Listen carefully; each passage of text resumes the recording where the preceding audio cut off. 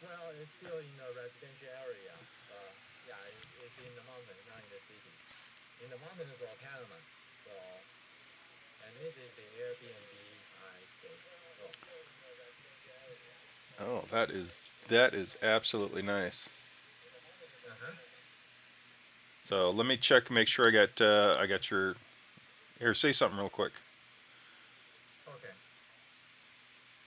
I'm not getting your Okay, audio.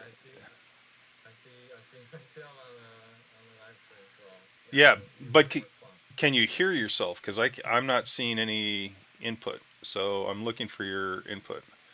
So audio output capture default. Hold Yeah, on. all audio is working fine. You can hear the audio? Yes. Okay. Because I mean I'm not seeing it here on my OBS. So if you can Oh, hear no worries. if you can hear it I can hear you. on the YouTube, then we're good. Yes. All right, let me get back to Discord. Mm-hmm. All right, so you're in a Airbnb. You're somewhere in Panama. You're Yes. you are that is so cool looking. God, it's Well, so pretty there. What's the temperature mm-hmm. like? It's almost always the same throughout the season.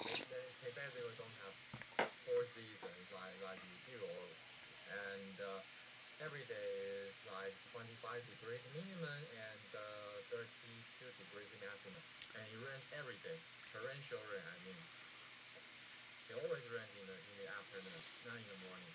So yeah, in the morning you will see beautiful sky and everything is green. But in the afternoon it will get cloudy very soon and start pouring down rain.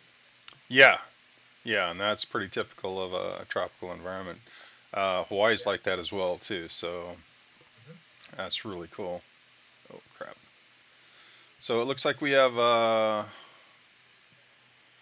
Y3W lost. Uh-huh. So cool. We have somebody listening in. Hey, you're Yes. you're free to pipe in and comment on anything. In fact, I was going to ask, what is this? Let me pull up the picture that you sent me. What is that picture for the remote viewing contest? Oh, it's remote viewing contest number 74. Is this what I did yesterday? No, not yesterday. It's from last week. Last week we were supposed to have a weekly live stream as well, and the target was assigned by Goro. Unfortunately, because I was staying in a hostel and it's just too many people walking around in the ruin.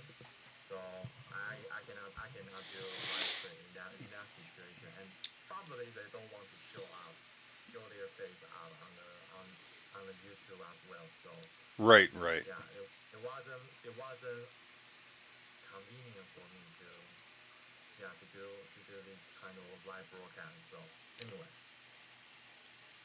so that's the target we did from last week. Not this week. This week Goro assigned a new target, and I'm supposed to finish doing it like by 8 p.m. today, I suppose. Yeah, that's right. Because you're 2 hours behind me. So yeah, Uh-huh. yeah. I did it twice. I got hung up on. Oh, please don't tell me anything about it. Well, It's no, I going to be. I just got hung. I'm dealing with a tooth infection, so everything's kind of you know. Oh, okay. I'm Yeah. sorry to hear about that. So Oh yeah. you're having problems with your teeth. Yeah.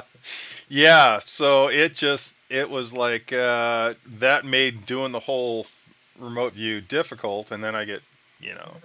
So I said screw it. I erased everything, just did the whole thing Hmm. again, and Okay.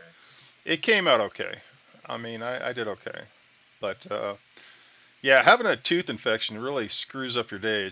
It tends to make your brain not work correctly. Right. I do a lot of stupid things, so but that's okay. So what are we looking at here on your initial data? What is this? Oh, okay. This target was assigned by Goro, and the target number is G06B-CE79. and I started off with basic TRV protocol, writing the random number on my iPad and try to see if I can get any information. And this is the first page of my data. And this time I did get the idiom for this. Can you move further down the page? Yep, yep. Yeah, it's upward and motion and downwards and upwards again. And the first, Go upwards yeah, again. also Okay, so yeah, that's my ideogram. okay, that's a pretty cool ideogram. So it kind of looks like it I continuation don't or know what that means, but yeah, anyway. And this is my second page of my data. And in a typical remote viewing session, they call it S2, which means you are in the second stage of remote viewing, and you start to describe the target with descriptors. It usually is using adjectives, but sometimes you can also use nouns as well. And I get horizontal feeling, and it feels high above. I don't know what it means, but definitely not on the ground. And I also have a sense that I have a high vantage point when I try to probe the target location, and my deduction is the target is in the air. It's not on the ground. It's floating somewhere in the sky. So that's the second page of my data. Moving down is page 3, and here I get the same almost the same set of data. And here I receive the visual. It's a front view, and I perceive two aerial objects. Something is flying in the sky, but what that something is, I don't know. It could be star, it could be meteor, it could be space station, it could be anything, or it can be balloons, anything. As long as it's in the air, it can be referred to as aerial objects. So that's my, and here that's a clear visual to me. okay. So that's the third page of my data. And moving on, my fourth page. I'm on the fourth page of my session. Again, I try to write down because here I kind of lost the string of signal from my removing session. So I write the target host twice again, like C060-CE79, and no signal, no data. So again, try again, C060-CC79, and now I get a refresh of the data, of a refresh of information coming in, and immediately received a noun. But usually when you try to name things, it's an AOL, because it's very unlikely that you happen to come up with the name that is exactly the target. It's very unlikely. So whenever you try to describe a target with a specific name or a noun for it, usually it's an AOL. So I immediately classify it as AOL, and it's an airport. And because it's an airport, I try to break down what this AOL could be. What is an airport? Well, it's a man-made object. It's a structure, and it's supposedly to be large in scale, and covers a wide area. So that's what I try to draw down. Like, it's a man-made structure, and I feel it's massive, it's expensive, it's large scale. So that's the fourth page of my data. And moving on the fifth page, again, it's a clear visual. And I also, I try to avoid using nouns to describe my data, but I can't, because it's so clear, vivid to me. I see a towering structure or a high erected man-made structure, and this structure is overseeing a large area. It's almost like an airport to me. So yeah, that's the fifth page of my data. And the last page of my data, I see, again, it's a airport feeling or thing.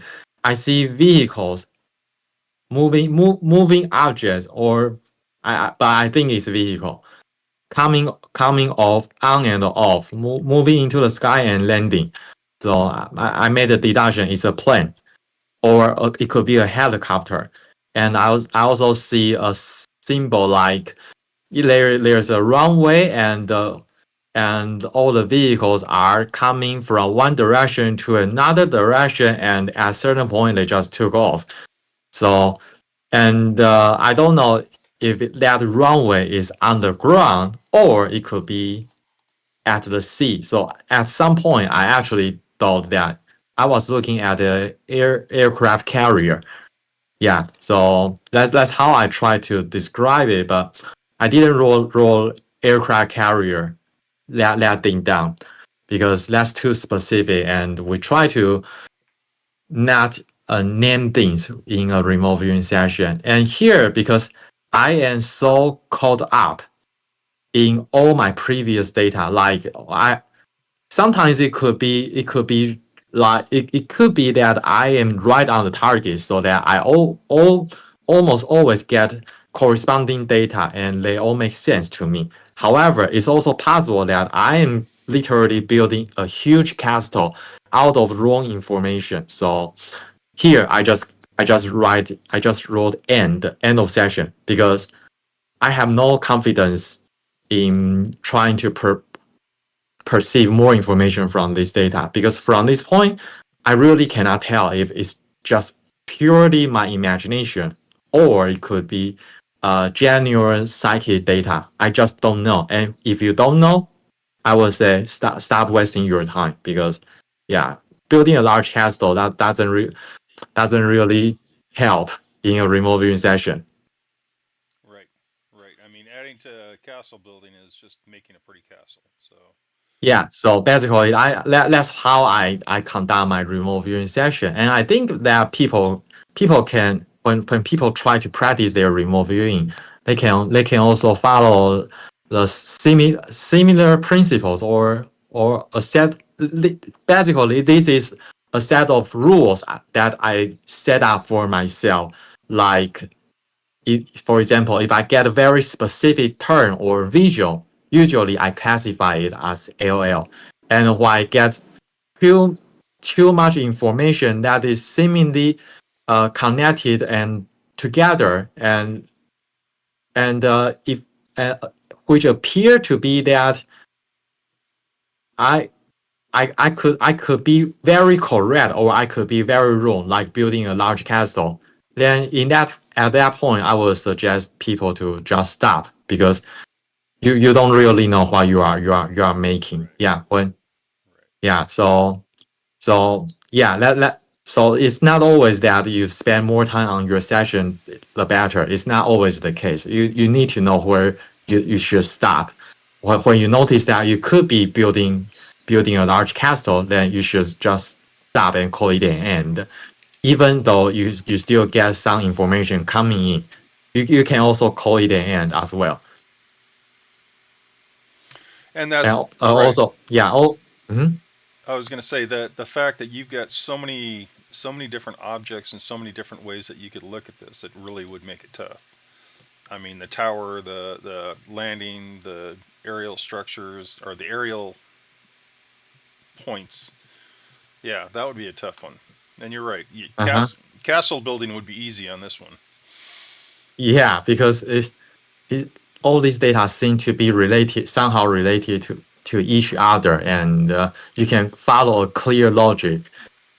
Morning. Well, the what about front loading on this one? So if you were front loaded with at this point right now, if I front loaded you with a word, would that make it easier to focus in on uh, whatever the target is? Because if you have a set of data, which you have, Mm-hmm. you give it to me, and then I give you a Mm-hmm. word to focus on with your data. Mm-hmm. Do you think Right. it'd be right? It'd be like round two. Now, round two would be easier, wouldn't it? Because now you know which way to look.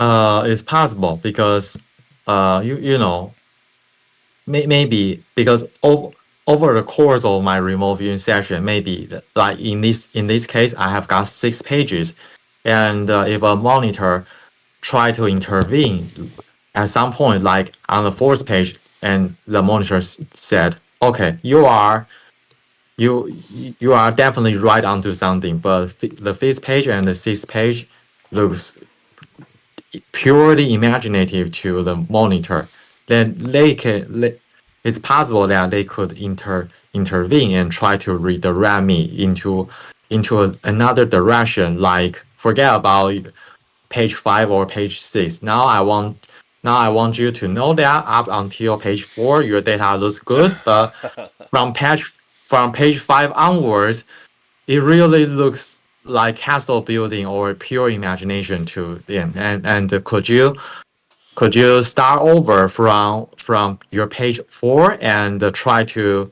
work on it and to see if you can get any further information? Yeah, I could do that, but it's because it's a personal session, and I don't have a monitor working with me, Yeah. so that's all I can do. I don't know where I should stop or where I should keep going. Yeah, it will be helpful. I will say, if someone can direct me at some points, like yeah, I think it won't be just helpful to me. It will be helpful for every people who try to do their remote viewing practice. Yeah, it's always good to have someone to guide you along the course rather than do all the work yourself. Yeah, and that's what I'm finding with a lot of the people that I work with is I put my data out there and then I let them know that this is what I see now. This Mm-hmm. is this is everything I've got. Which way do you want me to look? And then and keep it as simple as possible. Don't explain it. Just tell me which way to look. And Right. to me, it's a lot easier. Having somebody Yeah. do that was really amazing. And it also occurred to me that in Farsight session and in future forecasting groups, when they try to do remote viewing targets, they always have sub cues or further prompts like, okay, now starting from here, focus on a particular subject or focus on a particular event. It's like breadcrumbs along the way and try to guide you in a certain direction to look for, because in a remote viewing session it's very easy for remote viewers to get distracted by shiny stuff like the yeah, so yeah, if you want to look at specific information, then you must always need to have someone to guide you. So yeah, they always have some focal points or prompts to or cues to direct remote viewers to look for the thing they want. Yeah, Mm-hmm. and I agree. So Right.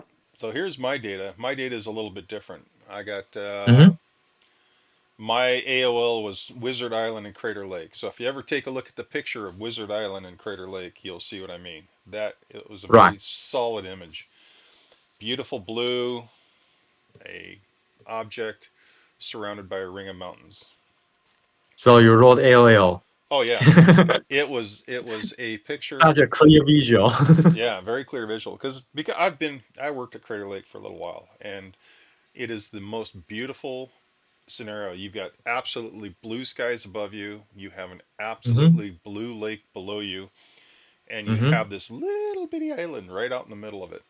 And it is But still, I would say an AOL would be useful in your case because it's a very clear image of the surrounding environment, and we can try to extract some common things from your AOL. Like, okay, so the target should have a lake component or a body of water component to it, and there could be a landmass component to this target, and yeah. I was actually thinking separation because Wizard Island is away from everything. It's literally off to the side. So it's separated from the landmass, it's separated from Mm-hmm. everything. And the water looks like the sky. And I Yeah, swear. and you could also make a deduction like the target could be a natural environment or could have a lot of natural component to it. Right, right, exactly. And here's the other two visuals that I got. I got a slope surface. I've got an energetic Mm-hmm. surface or an energetic spray, and Mm-hmm. it felt like boating. It felt like when you boat and you're on the lake, the energy from the engine pushes the boat in a particular direction, and that's kind of what it felt like. So it Mm-hmm. felt like there was an energy pushing, and Uh-huh. that was the when I say boat and boating, that's kind of what it felt like. And then Can you figure out that it is it a propulsion system like it that pushes moves itself forward, or it is something that is being pushed? I, from what it felt like, it felt like something that was being pushed. There was an Okay. energetic away or grabbing and pushing away. Mm-hmm. So yeah, it felt like it was being pushed, and it felt like an event. Mm-hmm. So I think that was the last of it. Yeah, that was it. Yeah, you have second. Yeah, you have 2 pages of your data, Yeah, and you also write down specific names like it's a boat, and boating. Yeah. yeah, it's a boating. Oh, and so Basically it's a vehicle. right, It's a vehicle. but I also got a visual of an osprey. An osprey, when it hovers in the sky, has a very specific look. So this specific look is very unique. And instead of a bald eagle or seagull, osprey is the visual that I got.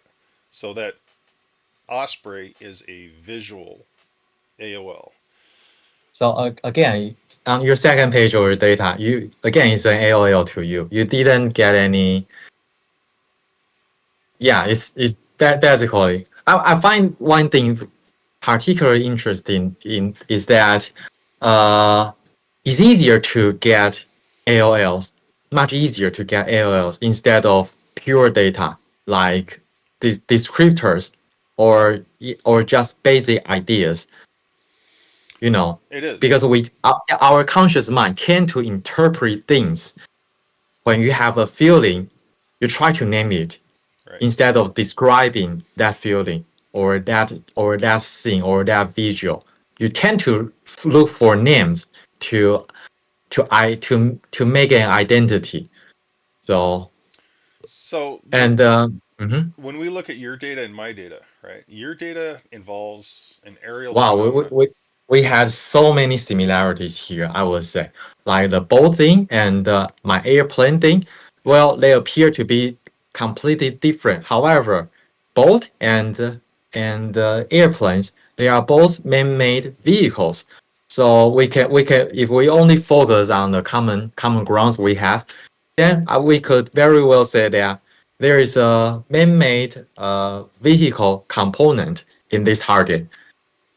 Yeah, exactly. And it feels like there's an energetic component too, because both Mm-hmm. the airplane has energy shooting out of it. It's taking off and Mm-hmm. landing, so it's actually Mm-hmm. doing something. And then here I have a ramp surface too. So there's your runway, you Mm-hmm. know, So taking off. yeah, based on your drawing and my drawing, we all describe a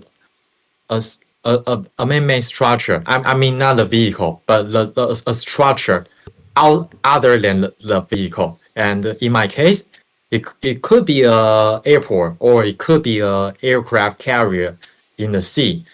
And in your case, it's a man-made thing, but you didn't really name it.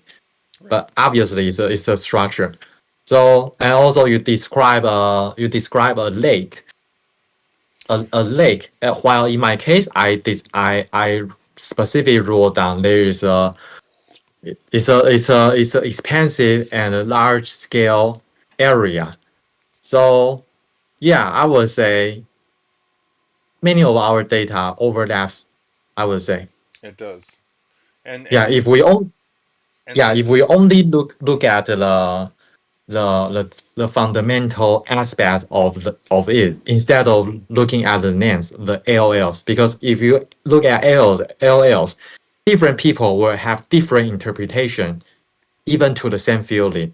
Like to me, it feels like that vehicle feels like a airplane, while to you, that vehicle may very well feel like a boat, or it could feel like a car. Different people will have, yeah, I would say even for the same signal line, same information, different people will have different interpretation when they try to interpret the signal line in their remote viewing session.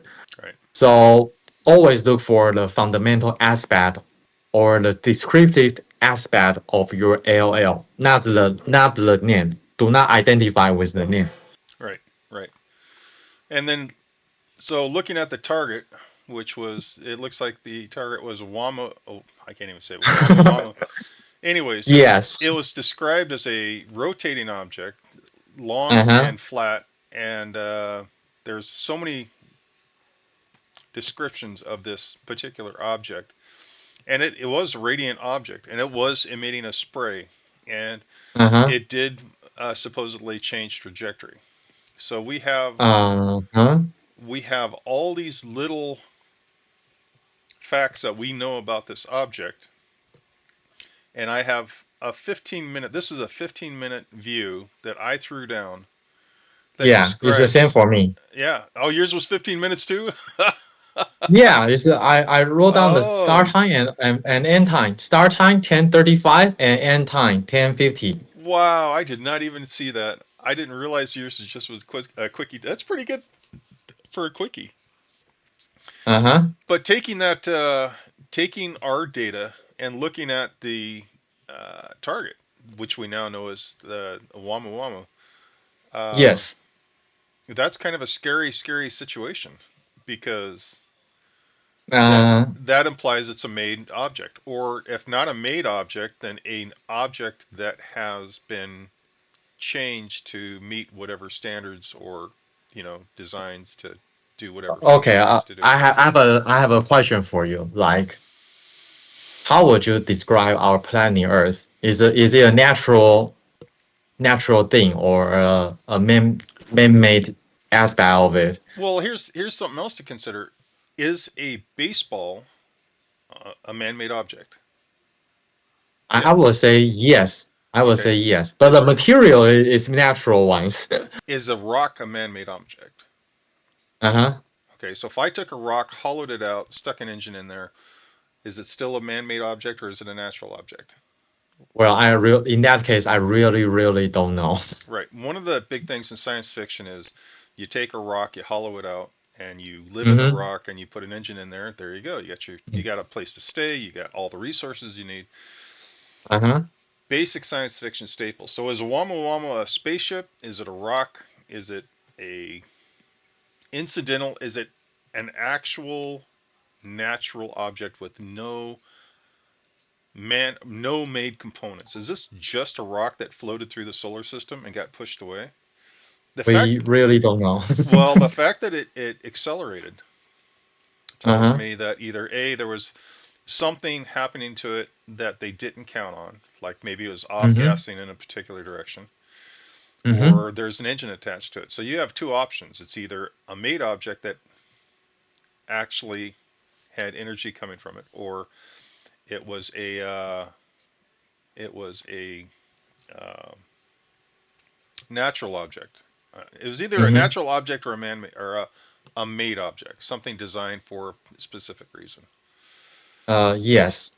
So, So, but well, looking at our mm-hmm. data, both our data sets kind of imply that it was a man or a made object for a specific reason. It Yeah, or it could be originally a natural object, but it was built upon and with man-made artificial aspect to it.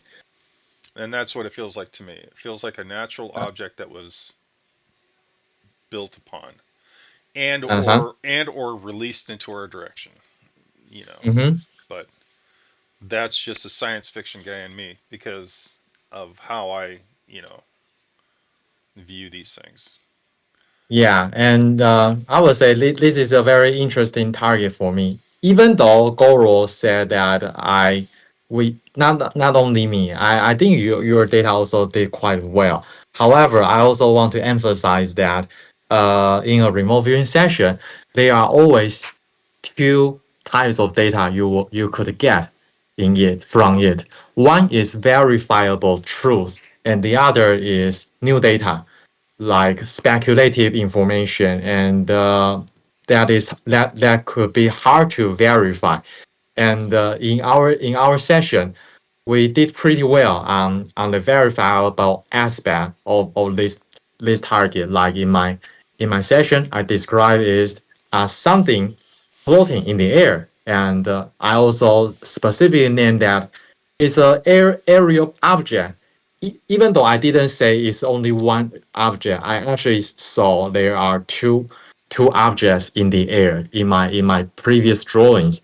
But I literally nailed it. It's not something in the on the ground. It's something in the sky, and that's a verifiable part of this target. However, with regard to things like airport, man-made vehicles taking on and off, and energetics spray and pushing forward. Well, these are all very interesting and fun. However, we cannot verify that part. We can only say that it appears that this if the verifiable information from our remote viewing session are right, which corresponds to the the the true state of the target, then we could say that it's also possible that for our speculative information or the new data could also be right as well. But Right. we don't know unless we have a way to verify that. But before that happens, we can only say that, okay, our verifiable part matches the target, and the new data could be right. It's just could be. It's not. It has to be. Right. Right. And it's so hard to get the actual data from an event like this because I mean we don't have access Yeah, to it's all far the away. we don't have Far access to away. all the science stuff that they all the telescopes that were trained on it either. We have Mm-hmm. what they want to feed us, so we have no clue Mm-hmm. what we're actually looking at. It's funny. I wrote down Osprey. Have you ever watched Star Trek? Yes, I think I watched several episodes when I was at your place with Right. your wife. Yeah, your wife always watch Star Trek Oh no. in during the dinner time. Yes, she liked it's kind of like having a nice white noise. So, anyways, there was a Romulan bird of prey. It's a spacecraft that is designed by the Romulans. It's got this particular shape, and Yes. this osprey visual that I had matches the Romulan bird of prey. But Mm-hmm. if you kind of change it a little bit, so it's more like a bird shape rather than the Star Trek version. It would actually Mm-hmm. match some of the pictures that I've seen of Oumuamua. So I mean, Right. the osprey was actually a pretty good visual on something I had no clue of what I was looking at. Mm-hmm. Mm-hmm. And yeah, and the energetic spray coming off that, yeah, it's pretty cool. My question is was I visualizing the target picture that he picked, or was I visualizing the actual structure? Well, that's another good question. Honestly, we really don't know because this image is also AI rendered, I would say. I think it's AI rendered, or maybe it's not, but it's obviously draw Yeah, by someone, some I artist, I would say and they that's try a to. yeah. I would say that's AI. I'd say 99% of everything out there now has been AI rendered, and I have Uh-huh. no hope for humanity on that.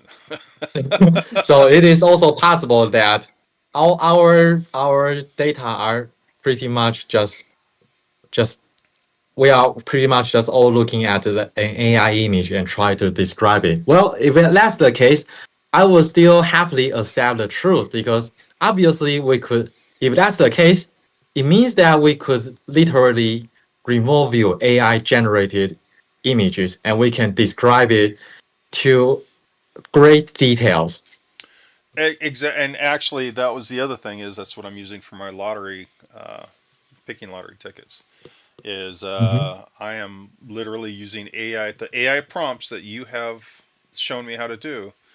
Uh, Yeah, I'm using that to match up with lottery numbers, and it is fairly effective. It is amazingly, really. yeah. The hardest part of the whole thing is going through all 69 numbers or prompts. So how many times have you tried to use that About to eight, do eight times. lottery enrollment? Yeah, about 8 times, really? Wow! yeah, yeah. So I've I done it didn't know that. I didn't know that you use that often. right. So one contest I hit two. One contest I hit three. Uh, Mm-hmm. and then I did it with a group with uh, people from remote viewing, and a bunch of us went through, and we literally sat down and did all six numbers and then the one special number, and we got Uh-huh. I think it was one or two. I think it was two numbers. We got two numbers out of it. Okay. So we're not getting a lot of numbers, but again, I'm not putting a lot of effort into it either. It's fun as long as I can have after the lottery have somebody go through and set me up Mm-hmm. pictures, actual pictures of the winning lottery numbers. Because Mm-hmm. that way, the next time I do it, I'll know somebody has pictures at this time and date that I can look at. Otherwise, I'm really spinning my wheels because without my thought is I'm trying to view the pictures in a day or Right. two, right? That's my Mm-hmm. thought on this whole thing. I'm trying to remote view the pictures that will be shown for the winning lottery numbers. Not it's just that simple. Not the numbers, not anything, just the remote view pictures of the winning lottery numbers, which are corresponded to Oh, the 69 prompts. okay. Now I have a question for you because we all know that different parts of the world, different countries, they all play different lottery games. Hmm. Suppose that today we have got a client and they would like to ask you to remove you. What could be the winning lottery numbers in their country? Hmm. For say, for example, next month. Yeah. How can you do that for them? Yes. Like, so suppose they have like different set of numbers. Like in your case, you mentioned in your lottery in the lottery game you play, you have got 69 numbers. What if in their country they only play with like 52 numbers or 35 numbers, etc.? Are you also able to help to remove you for the winning numbers for them using their uh under their system? Great. How would you help them? Uh, I need the day of the draw, Uh-huh. Okay, the day of the draw. lottery type, and then I can just look it up. Lottery type. So the numbers, how many numbers they have in their lottery game doesn't Right. really matter to you. Right. It doesn't matter. That's all. Oh, so That as long that's all I need. I don't need anything else. Oh, okay. That's all they need. And say for example, if I were a customer like from Thailand, for example, and I told you that the lottery game we play is we have got 40 different numbers, and in that 40 numbers, I get to we, and like six numbers will be picked as winning numbers, and I have to get at least three in order to win the prize. How would you do that session for them? So I would have 40 different prompts. So 40 different prompts, Uh-huh.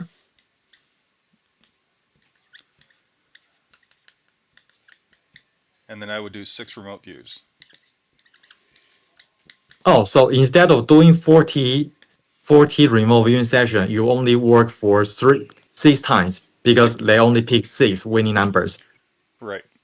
There's only Oh, six okay. winning numbers. But on top of that, I do my work, I tell you which numbers are the ones that I like. And the problem is, so like here's number 1, number 2, number 3, number 4, so on, so on. So you're not going to get just one number. You're going to get like 3 and 12. Jeff, you need to move away the OBS screen because obviously my image is blocking your whiteboard. You can minimize it for now. I'm fine with that. But Oh, I will say viewers are interested in looking at your whiteboard right now. So yeah. So number 1 is going to have 3, 12. Number 2 is 32. Number 3 is 14, 24, and 7. Number 4 is, I don't know, 21 and 22. So I'm not going to give you the exact number of, or the exact oh, numbers of the Powerball. okay. I'm going to give you this prompt. So the 3 prompt and the 12 prompt are very similar, very similar. This is To all your data. yeah, exactly. And I'm talking spot on. So if my data shows sandy, harsh conditions, somebody trudging through the sand, no water, Mm-hmm. too hot, and both those prompts say something very similar, you get 2 numbers. So you can see that's a lot of numbers and a lot of variations, and there's not much I can do to cut it down. But I Oh, okay, I see. yeah, Because sometimes your remote viewing data could match to not just only one particular prompt, but it could also be matching with other prompts as well. So or that's why you get multiple numbers right. for in a session. The worst part is when my data doesn't match anything. Oh, then So, what will you do? well, that's the problem. If it doesn't match anything, I don't know what to do. It's that this is working session. This is why I'm trying to fine tune this.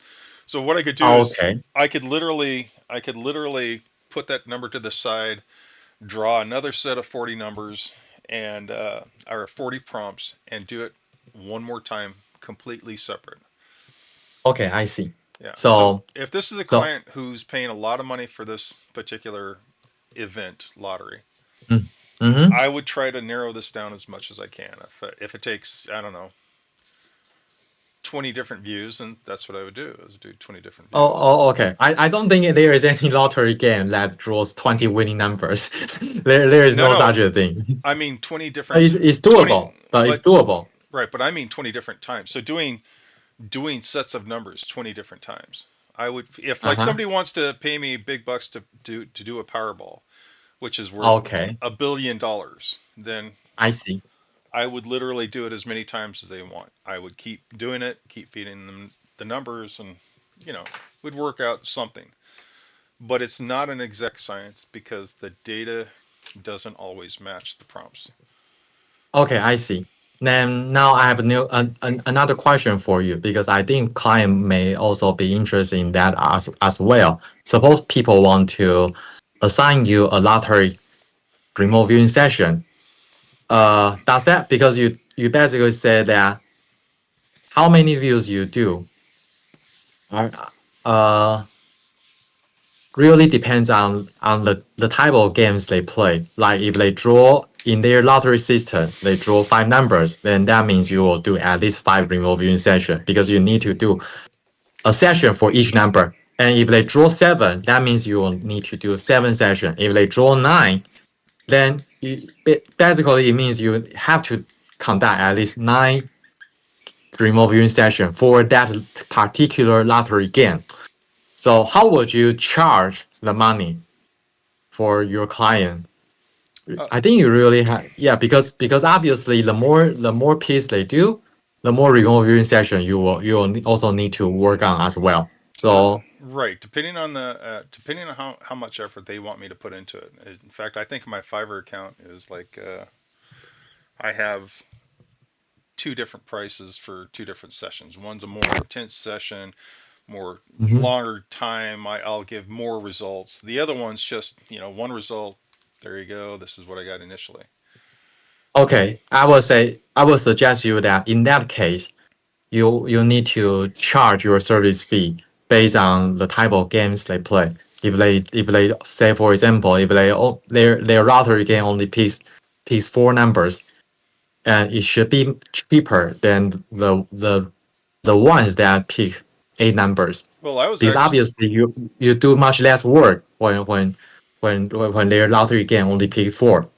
well, my thought was, for lottery, right? So this is for the lottery, and I was thinking about this the other day.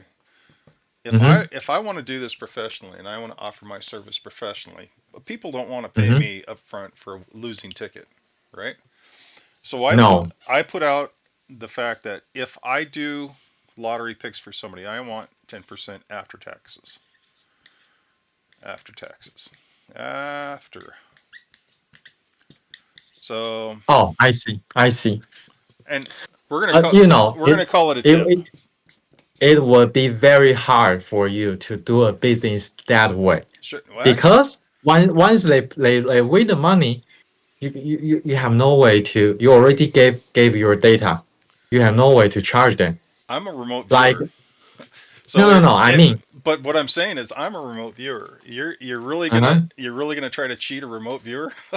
I mean, let's think about that for just a second. That's like that would I know, but there are people who have no idea about all these psychic aspects of our strange universe, and obviously for them, it serves them better if they just get your information first, hmm and they try to make money with your information, and without giving you anything in return. It makes sense to them. well for So but mhm. with that caveat, right? So not only am I an easygoing, trusting guy, I will give I I will give everybody. hey Jeff, please stop.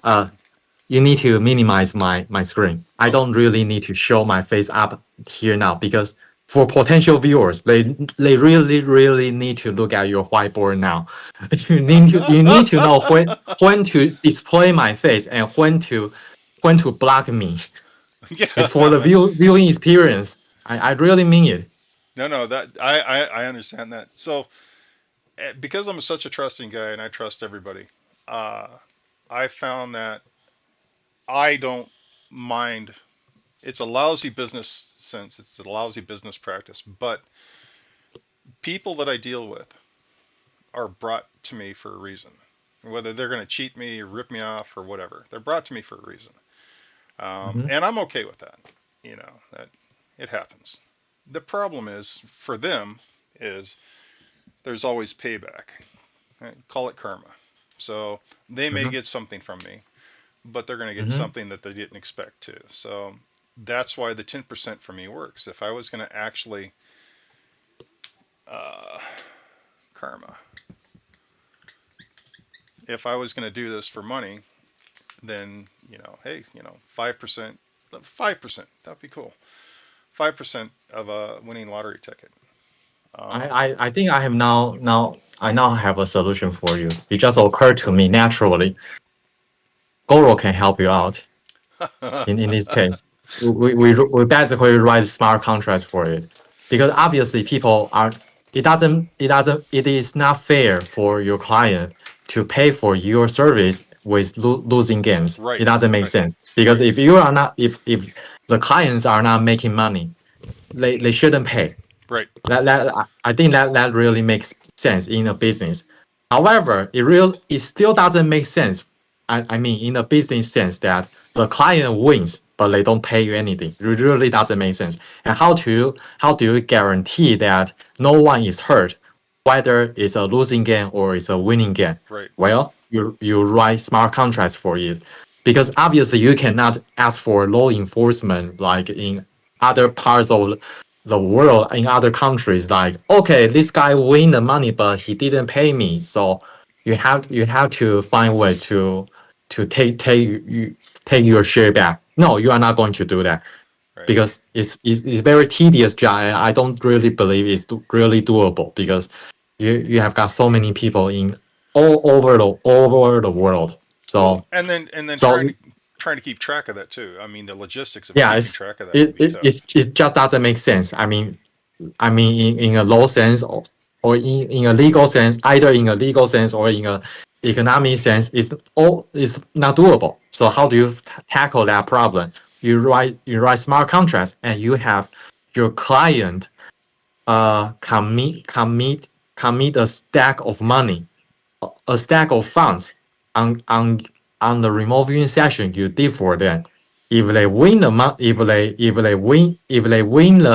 lottery game, the smart contract will ensure that part of the locked fund will be transferred to your wallet. Right. And if they don't win again, the smart contract will also make sure that the fund is safely returned to the client. Right. So the client didn't pay you anything, but they had to commit something Right. to And that would be awesome because literally a contract made would be able to be able to yeah. differentiate between So a winning and a so losing. Yeah, so in that case, you are not blindly trusting your client to acting in good faith. And the client would not need to be worried about paying for losing games because it's a fair game for everyone. If they lose, the funds are returned safely to their wallet. Yeah. And if they wins, you get your fair share from their winning games. Right. So I would say that's the only way to go. You don't ask for legal reinforcement. You don't yeah you don't blindly trust people. You just make a fair and A fair. unbreakable system. It's a fair and equitable So system too. I mean, the equity there would be wonderful because you'd actually have a defined amount that and would be. I would say this service will certainly have demand. I mean, probably not for now because not many people are are exposed to the idea that lottery numbers are actually not random. They are kind of predetermined, but not to a very exact point. Like you can literally name the winning numbers. Yeah, but there are potentials. Like certain numbers are more likely to come out compared to others. Yeah, we all know that. Actually, I because once people know more about the psychic world, they will know that the our universe is basically just a set of potentials. Right. So so yeah. For now, people probably won't pay for this kind of service, but I would suppose at some point, maybe 3 years from now, 5 years from now, at some point, there will be a lot of people looking for market looking for ways to make financial decisions and marketing bets Right. So and lottery bets, the whole lottery games. but the whole key to Yeah, this is having assistant. somewhere. Well, it's having somewhere that has the results that are printed Yes, out, not only the prompt but a picture. I have to yeah, make a system. This is where my app comes in really handy. If I made a system yes, that literally did that for whatever lottery system that ever was devised, where a prompt would be, you know, the prompt and the pictures of the winning numbers were made, so that all I have to do is look to whatever date that is, and I will right. see in my mind, those pictures related to the And I numbers. would say the same goes for making financial forecasts because we all know that people like to gamble. People like to speculate on market movements. Yeah. Like they want to know whether the stock market is going up or down next month, next season, uh, and which cryptocurrency should we buy now to front running other competitors. People have that need. We all know that, and now we don't have a system to to help the clients and also the service providers to make a fair trade. Like when you make a financial forecast for your client, you hope that your client is making money based on on your data. And if they are not making money, or even if they even lose money because they they they use your data, Right. then it doesn't really make sense for the client to pay. Right. So yeah, And I think it's a fair game. Like the clients only pay for their winning games and they don't pay when they lose. And also as remote viewers, as service providers, you also hope that the client will also always be paying you when they make money. And because you deserve what you offer. So well, I would say this system is really needed. yeah, and it would be there's a lot of time invested that people don't see. The time setting things up and trying to get everything done. I mean, I spend hours trying to the details, and a lot of Hmm. people don't see that. They just see So the little short YouTube video. so anyways, the system doesn't really just apply to lottery number forecast. It applies to, I would say, all kinds of gambling I and exactly. financial forecasts. And it's an It's a open market. I mean, it's a yeah. big market. It would be We nice we, to we it would be nice to have a mhm, system in place that we could actually try it. I mean, because I've dealt with a lot of financial guys now over the last year, and mhm. having a system like this where, hey, if I do great, here's it's a win You and it's you need recorded. to make sure that they pay you when Yeah, they win. yeah. But when I'm totally off and I have just a terrible streak, then there's no pay. That would be very Hmm. fair to me. To me, that's Yeah, that's equitable. fair. Yeah. Hmm. Yeah. The, So okay. yeah, because that'll I think. Hmm. that'll really drive me to do better. So I'll have to learn how to do better in order to make pay. I mean, it's like with any job, you have to do better if you want to Yeah, get you need paid. to deliver the results in order to get the money. If Right. you cannot deliver results, you shouldn't get it. You shouldn't get paid. Exactly. Exactly. Oh, So sorry. Uh, yeah, I think we later I will just transcribe our live stream and send this part to Goro and to see if he can help us find a workable solution for that because obviously he knows how to write smart contracts oh, and yeah. Blue Mhm. Dev, Goro, and Mark all have they have gambling things, and it would be cool to have a contract, some way to do a contract thing, easy contract thing that would allow us to do this. So having And you know what? Having a playful platform or a system like this actually enables you to charge service fee for the users. Like obviously the clients want to use this system, and as remote viewers, you also want to use this system because it's a fair system, and yeah, and it ensures that no one is going to cheat on the other. yeah, So right, because everyone has the need to have access to this system, and if you are able to build up that system and it's proven to be working fine, then you get the traffic, and once you get the traffic you get business opportunities. So building such a platform and a system is literally a money printer for me. Actually, I would say it if I is. know how to do this, I will do it. Yeah, yeah, it's a great simple system, and my problem is I have no clue where to start looking at how to get it done. That's Yeah, it's all programming stuff. So we really, and it will not be a easy one because but obviously but for I'm all for it. So when we get an operational system that needs to be practiced, if we had a team yeah. of people that can do this too, it'd be really cool. I mean, Well, we start with the minimum viable product. right, I would say it, the simple basic ones to serve the basic function like yeah, I don't know how to build it, but obviously all complicated systems comes from the simple ones. Once you build the simple ones and with time and iterations, you make a great and complicated product right, and right. for the users.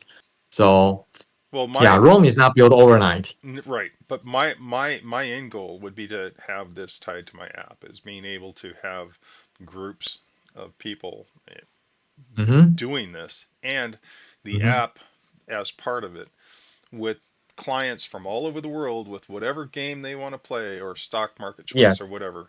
All they have to do is input on a line, a group will take that uh, Yes. they'll take that information and they'll do the views and they'll send back the information. So basically, you'll have separate groups taking these, putting out a Yeah. smart contract, and this person will have the choice of signing on the Yes. smart contract or not. Yeah. So there is basically demand. There will be demand for the information, and there will also be supply for the information. Right. And we just need a system to ensure that all interactions are conducted fair for both parties. Yeah. It would be fun to have a bunch of developers sit around and look at this. I mean, I wouldn't understand Um. anything, but it would be kind of cool. No, we don't have a bunch of developers now We because do not have a bunch of developers. no, because We have a obviously basic remote viewing. idea. Yeah, it's still a very fringe topic. It's still even today. It's a fringe topic, and not many people are exposed to the idea of citing information. So this market is, I would say, is still quite small, Yeah. even in now. But as time goes on, I know that it will grow. It will certainly will. And even if we didn't, even if we fail to build such a system, somebody else will build that Right. app for everyone. I know someone is going to succeed. We are just part of a larger group of people who know what is coming, and we try to build that future vision based on our vision. But who will succeed? We really don't know. But someone will make it. It's for sure. Well, and that's why I really want to go worldwide, is because there's a lot of markets out there, and Mm-hmm. they're not all above board, but there's a lot of markets out there that would like this opportunity that will Mm-hmm. help us get get what we need done. And to me, Okay. it would be interesting to put feelers out there. So I think we get Mm-hmm. something basic done, and then we'll go from there. Okay. And anyway, I think we are good discussing this idea. Yeah. That's a crazy idea. But yeah, our No, no, target. it's not. It's not a crazy idea. I think it's a very useful idea, and I really hope that more and more people come to this realization that there is such a need in is this system and platform is really much needed. It is. It is. So Mm-hmm. we'll definitely keep working on it until we get it a little bit fine tuned. Okay, so sorry. I have to mention that we have been live streaming for almost like over an hour. Do you want to? Yeah. Is there anything else you want to bring up, or we just call it a good? No, I just uh, next week's target's going to be really cool. But I will we'll bring it up next week. I got nothing else going Oh, on, so what are we going to discuss next week? I mean, also using the Goro target hmm today, or I'm going to try. I've got something. I'm trying to teach aura reading uh, oh, okay. over in remote viewing. So I think what I'll do is I have several targets that I'm working with that allowed me to Mhm. use them as targets. So I'm going to be working with people doing aura views, and then if anybody wants to get a hold of me for anything, somewhere my number is on here, somewhere my email, just drop me an email, and we could talk about it. And then Okay. they can always hit me up on my Discord too. Mm-hmm. So And all these information will be put down in the description section of your right, live stream video, right? right, Yeah, like how they can contact you through Fiverr and how to join your Discord, things like that. They can also always find them in your right. And in the note section. if anybody wants me to do the lottery picks for them, I mean, hey, there you go, Fiverr. Mm-hmm. Mm-hmm. But yeah, we'll figure out a better way to do it, a better system. I'm Mm-hmm. excited. I do like Mm-hmm. the idea of a smart contract. That is awesome. So Mm-hmm. okay, Okay. that's about it for me. Yeah, I think it's good. It's also good for me. Our roommates are coming back, and obviously they speak uh a language I don't understand. Yep. So All right, man. Well, listen, it's really good to see you. I am glad you're stationary in a good place. uh-huh. So Yeah, I'll be staying in Panama for like a month, and then I'll go back to Taiwan. In mid-August. Yeah. yeah. All right. Well, if you need anything, man, let me know. We'll get it to you. Okay. Okay. So. Okay. Have a nice weekend. Goodbye.